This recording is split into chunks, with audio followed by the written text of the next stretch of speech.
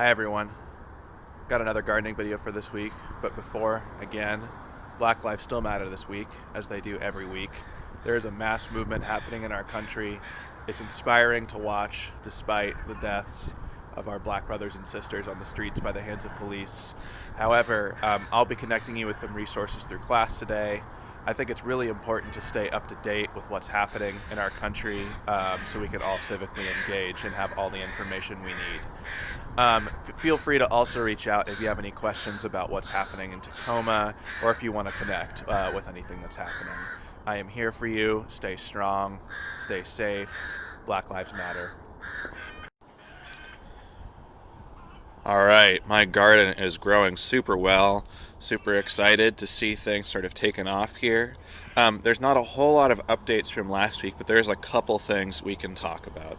I'll start with, now that our plants are a little bit older, we're going to start to see some things like potential nutrient deficiencies and maybe some pest damage. So I'm going to tell you what to worry about and maybe what not to worry about so much. So in terms of potential nutrient deficiencies, you can see this yellowing on this squash leaf. That usually indicates a macronutrient deficiency like nitrogen, phosphorus, or potassium. I'm going to probably guess this is a nitrogen deficiency. However, I would not worry about this that much. There's a lot of nutrients in this soil, and what often happens is as plants get older, nutrients are going to be sucked from the older leaves, and because this leaf is really low on the stem of the plant, this was like the third or fourth leaf this squash plant had, the new growth in the middle of the plant is going to be sort of hijacking this nitrogen in this leaf. So nitrogen is going to be leaving the leaf, going down the stem, and then up into this new growth. And plants will often do that. They'll sort of sacrifice their older growth to keep the new stuff happy, because that what has the strongest photosynthetic ability, and is sort of key to the plant's long-term survival. So if you see some yellowing on older leaves, you don't really need to worry about it. However, if this is like a leafy green, like if you're seeing yellowing leaves on spinach or lettuce or like your mustard greens, that is going to affect the taste and flavor.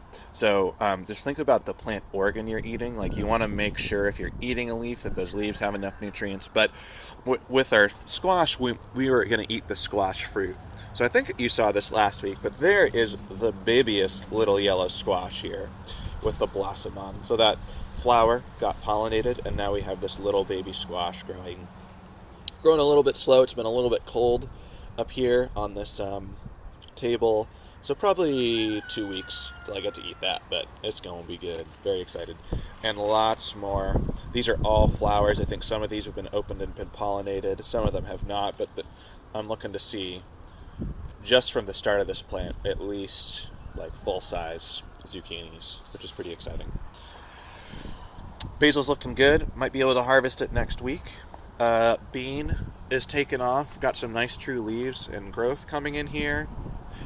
Now with my mustard greens, I harvested the mustard greens last week on the video, and you could see, like literally 1 week from last week, those greens I cut the first time have already regrown. They regrow so fast, and my old growth is even bigger. So I harvested like the front half of this pot.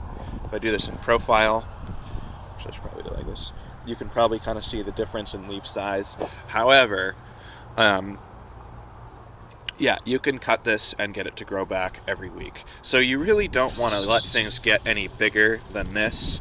The plants will start getting old and they'll start to flower, or what we call bolting usually, and that might result in like a bitter leaf flavor, and then they are going to keep growing after that point. So if your salad mix looks like this, eat it. Cut the whole thing, eat it, cut it again next week. You can probably get 3 or 4 cuts before it gets kind of weird and sad. I also noticed, I forgot I accidentally seeded some radishes in here too. So I have these little radishes growing. That's kind of fun. Those will be next week. So often in conventional gardening wisdom, I think people are like, oh, you can't put your plants close together, they won't do well, which is true, but if you have enough soil-based nutrients, so this is a really rich potting mix, right? You can really pack things in there and have them be successful. So another good example of this is my lettuce and cilantro. Like, they're pretty packed in here, but this lettuce is still growing really strong, really beautiful dark leaves. And the cilantro I've been harvesting, I've harvested both these. put them on some tacos one week and sandwiches. They are grown back, looking really good.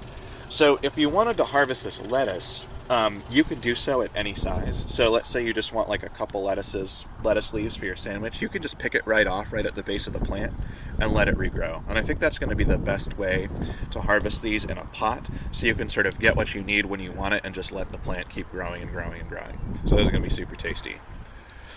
Not a ton of change from my tomato this week. Yeah, really not a lot of change at all, but you can see it's starting to branch out a little bit. So next week, I'm going to show you how to support your tomato. You notice it's starting to sort of lean over, get out of the pot. So tomatoes are in a pot are going to need some sort of support. So you can use things like a chopstick or a stake. So I'll show you that process next week. But I'm looking forward to seeing my first tomato fruits on here. There's a lot of fruit set in the high tunnel, which I'll show you as well.